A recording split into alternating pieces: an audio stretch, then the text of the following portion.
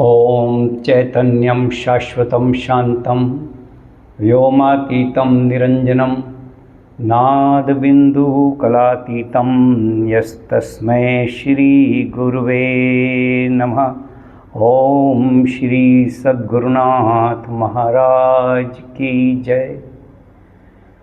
नमस्कार। आज हम चर्चा करने जा रहे हैं भारतवर्ष में अत्यंत प्राचीन काल से चली आ रही गुरु परंपरा के विषय में। सनातन की आत्मा है गुरु शिष्य परंपरा। वैसे तो दुनिया के हर देश में, हर जाति में, हर संप्रदाय में गुरु का, मार्गदर्शक का बहुत भारी महत्व सभी लोग मानते हैं। चीन और जापान में जो बौद्ध भिक्षुक होते हैं, उनके जो गुरु होते हैं, उनका भारी महत्व है। कुछ उनमें से मास्टर्स कहलाते हैं, बड़ा सम्मान है उनका। आलिमों का बड़ा सम्मान है। ईसाइयों में जो पोप हैं, फादर हैं, उनका बड़ा सम्मान है।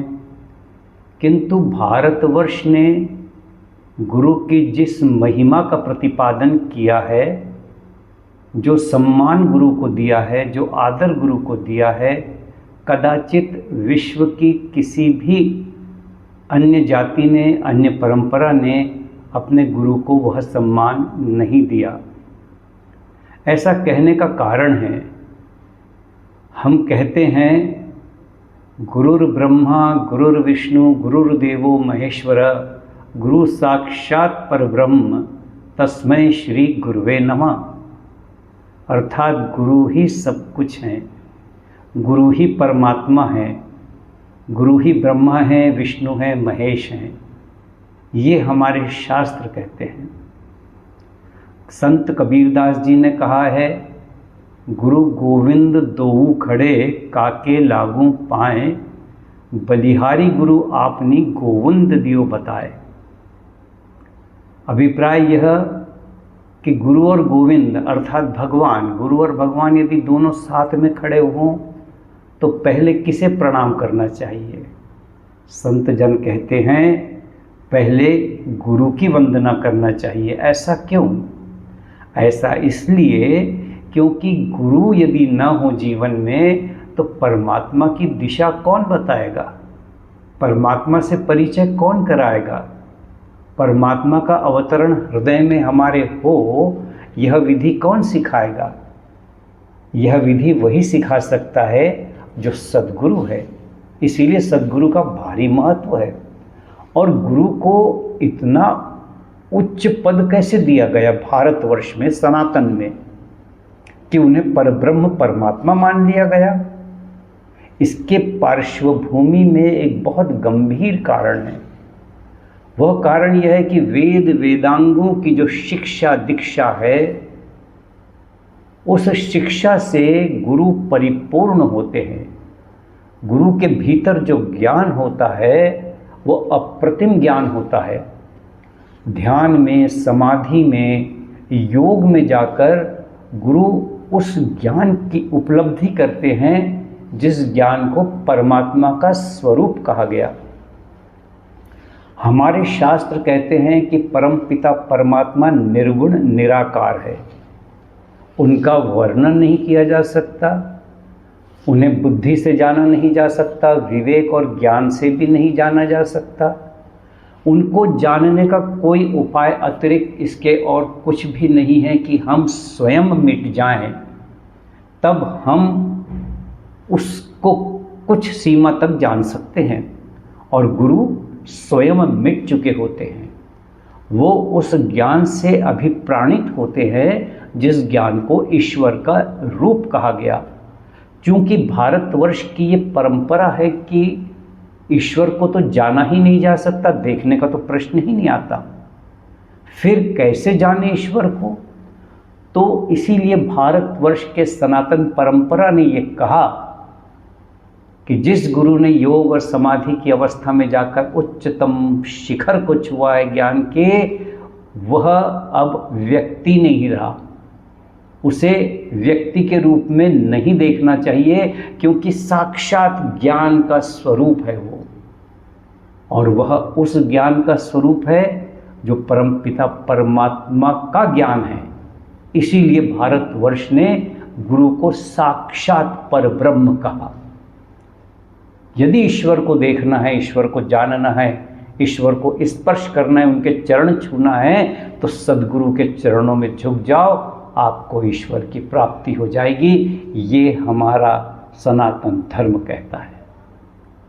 गुरु की ये बड़ी महिमा अत्यंत प्राचीन काल से चली आ रही है और भारत के गुरु शिष्य परंपरा, गुरुकुल परंपरा, आश्रमों की परंपरा, आश्रम अर्थात ब्रह्मचर्य आश्रम, गृहस्थाश्रम, वानप्रस्थाश्रम, संन्यासाश्रम, मनुष्य का जीवन हमारे सद्गुरुओं ने 4 भागों में विभाजित किया। ये 4 भाग कौन से हैं? ये 4 भाग हैं ब्रह्मचर्य आश्रम। गुरुकुलों में बच्चा जाता है, वहाँ शिक्षा दीक्षा ग्रहण करता है, गुरु की सेवा करता है, वेद वेदांग की शिक्षा ग्रहण करता है और उसके पश्चात एक आदर्श नागरिक बनकर वो अपने घर वापस आता है। ये होता है ब्रह्मचर्य काल का एक सिद्धांत। उसके बाद उसका गृहस्थाश्रम शुरू होता है, फिर वानप्रस्थ, फिर संन्यास। बात यहाँ गुरु परंपरा की चल रही है और हमारे देश के अंदर में अत्यंत प्राचीन काल से गुरु शिष्य परंपरा का ये ताना बाना बड़े मजबूती से बना रहा। कालांतर में इसे ध्वस्त किया मुगलों ने, अंग्रेजों ने, किंतु गुरु की महिमा आज भी हमारे शास्त्रों में उतनी ही है।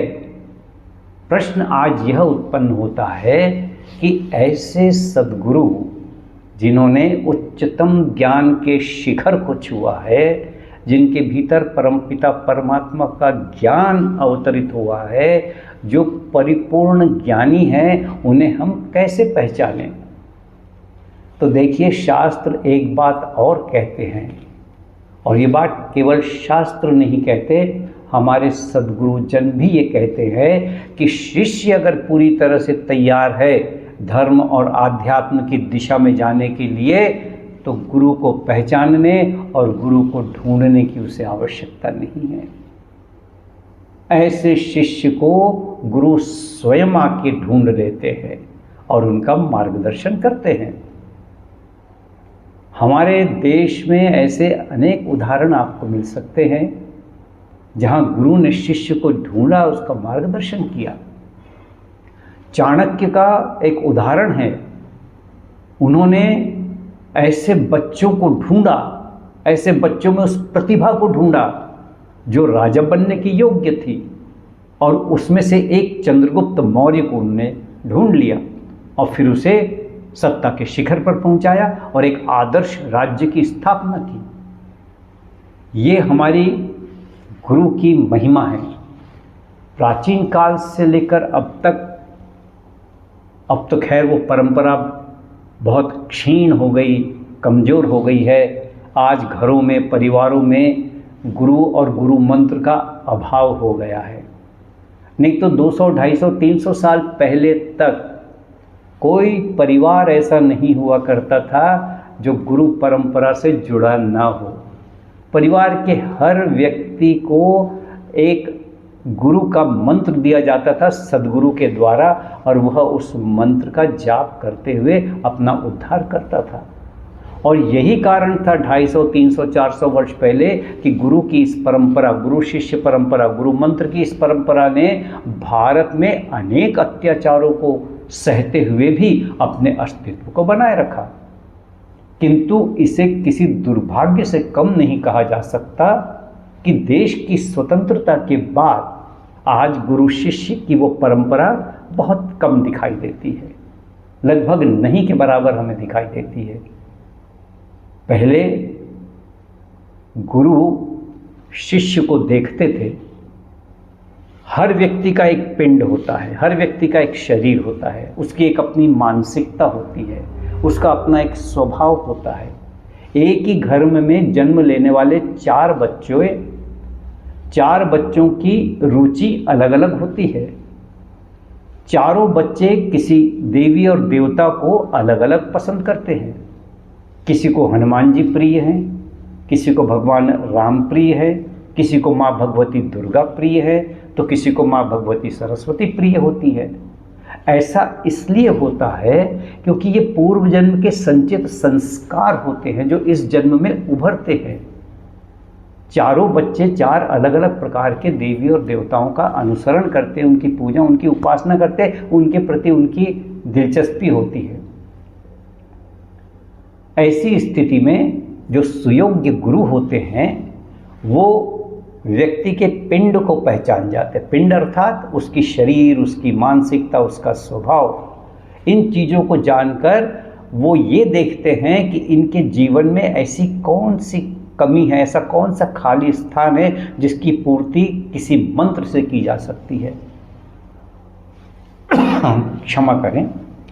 तब सद्गुरु उनके पिंड धर्म का अध्ययन करते हुए उन्हें किसी ऐसी देवी या देवता का मंत्र देते हैं जिसके कारण उस देवी या देवता की उपासना करते हुए उस देवी या देवता के शक्तियाँ उसे प्राप्त हो जाए और वो शक्तियों के प्राप्त होने के कारण उसके शरीर के अंदर का बैकलॉग दूर हो जाए, उसके शरीर का खालीपन दूर हो जाए और उसके उन्नति की राह में ये जो खालीपन बाधा बनता है वो बाधा उसकी दूर हो जाए। ये होता था गुरु बनाने का महत्व। और हमारे देश में बिना गुरु की कोई शुभ कार्य हम नहीं करते थे। बिना गुरु से पूछे कोई सामाजिक कार्य, धार्मिक कार्य या परिवार का कोई दुखद स्थिति वाला भी कार्य क्यों ना हो, बिना गुरु के नहीं होता था। गुरु की इतनी महत्ता थी। और इसीलिए आज भी हर व्यक्ति का ये कर्तव्य है कि वो अपने गुरु की तलाश करे।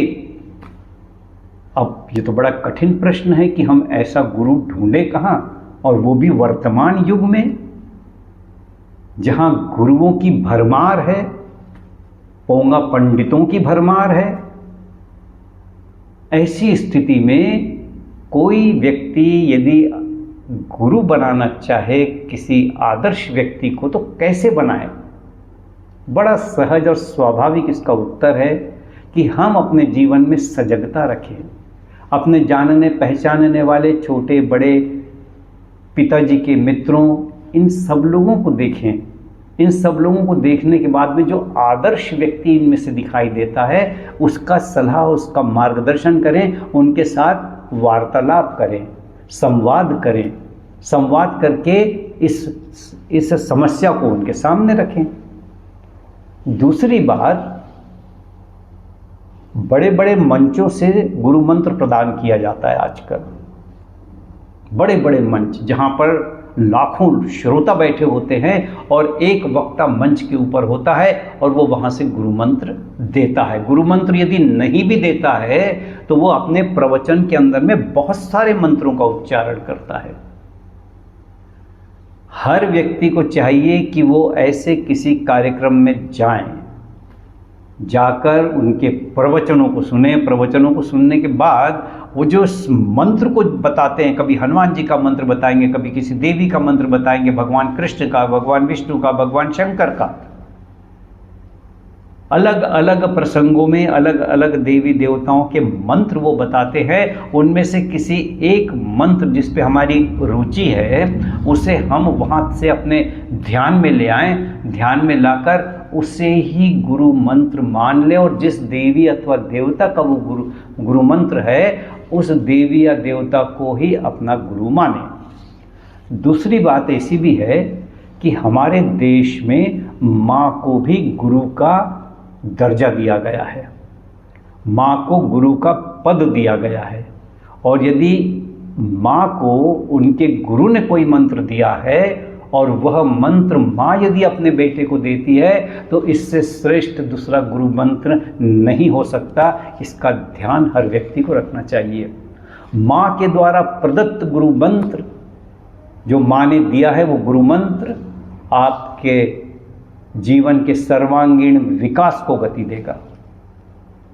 इसीलिए अपने मार्गदर्शक को ढूंढें, अपने गुरु को ढूंढें, अपने से बड़ों के साथ संवाद करें, उनके साथ समय बिताएं। आपको बहुत ही सुंदर मार्ग स्वयं प्राप्त होगा। ये हमारे सनातन का वचन है। भगवान श्री कृष्ण ने भी गीता में यही कहा है। यही कहा है उन्होंने कि जब जब भी धर्म की हानि और अधर्म की वृद्धि होगी, अर्थात इसे दूसरे संदर्भ में न लेते हुए अपने ऊपर लीजिए कि जब जब भी शरीर के अंदर अधर्म बढ़ जाएगा, नकारात्मकता बढ़ जाएगी, निराशा बढ़ जाएगी, उदासी बढ़ जाएगी, घोर अंधेरा छाने लगेगा जीवन में, कुछ समझ में नहीं आएगा कि कहाँ जाएं, क्या करें, क्या न करें, तो श्री कृष्ण का प्रादुर्भाव इस स्थिति में अंतर में हो सकता है। इसका ध्यान रखें। जाएं किसी नदी के किनारे, शांत चित्त होकर बैठ जाएं, बहते हुए पानी को पूरी एकाग्रता से निहारते रहे। इस क्रम को छोड़े नहीं। किसी खिले हुए गुलाब के फूल या किसी फूल के पास बैठ जाएं, बहुत ध्यान से उसे देखें। आपके अंतर में अनुभूति का जन्म होगा। ये अनुभूति आपको उन्नति के शिखर की ओर ले जाने वाली और राह पर लेकर जाएगी। आज हमारा गुरु के प्रति ये श्रद्धा का संदेश मात्र इस कारण है कि हमें व्यक्तिगत रूप से अपना विकास करना है, पारिवारिक रूप से विकास करना है, सामाजिक और राष्ट्रीय रूप से विकास करना है। और इसके लिए हमें गुरु के ज्ञान की आवश्यकता है, और गुरु का ज्ञान ग्रंथों में भरा पड़ा है। आप कोई भी ग्रंथ उठाइए, पढ़िए, आपको आपके रुचि का मंत्र मिलेगा ही, और फिर आपको गुरु भी मिलेंगे। गुरु किस रूप में मिलेंगे इसकी चिंता न करें। कदाचित पैंट शर्ट में, सूट बूट में मिल सकते हैं। आवश्यक नहीं कि धोती कुर्ते में, भगवा वस्त्र में, या नीचे धोती है ऊपर कोई वस्त्र नहीं है, इस रूप में मिले, त्रिपुंडधारी हो या तिलक लगाए हुए हो, आवश्यक नहीं।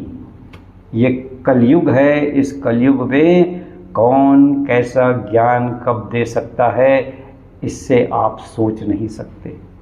आपको गुरु की प्राप्ति तब होगी जब उस दिशा में आप जाने का प्रयास करेंगे। और हमारे देश में जे कृष्ण मूर्ति हुए हैं ना, पूरे विश्व के गुरु कहलाए वो। उनको फादर ऑफ फिलोसोफर कहा गया। भारत के थे वो, पैंट शर्ट कोट टाई में घूमते थे, और सारे विश्व के जो दर्शन शास्त्री है उनको उद्बोधन दिया करते थे। ऐसे गुरु भी हमें मिल सकते हैं, और इसीलिए सदा सजग रहें, सतर्क रहें, सावधान रहें। अपने आप को उच्चतम शिखर पर ले जाने वाले विचारों से अभिप्राणित ग्रंथों को पढ़ें। यही आज हमारा आप सबसे हमारा अनुरोध है। आप देख रहे हैं द फोर्थ चैनल। मैं उमा शंकर। यदि कंटेंट्स पसंद आए हों तो कृपया लाइक और शेयर अवश्य करें। साथ ही सब्सक्राइब भी जरूर करें, और आपके विचारों से हमें अवगत कराएं। पुनश्च किसी अगले एपिसोड में आपसे भेंट होंगी। तब तक के लिए नमस्कार। जय सद्गुरुदेव। सद्गुरुनाथ महाराज की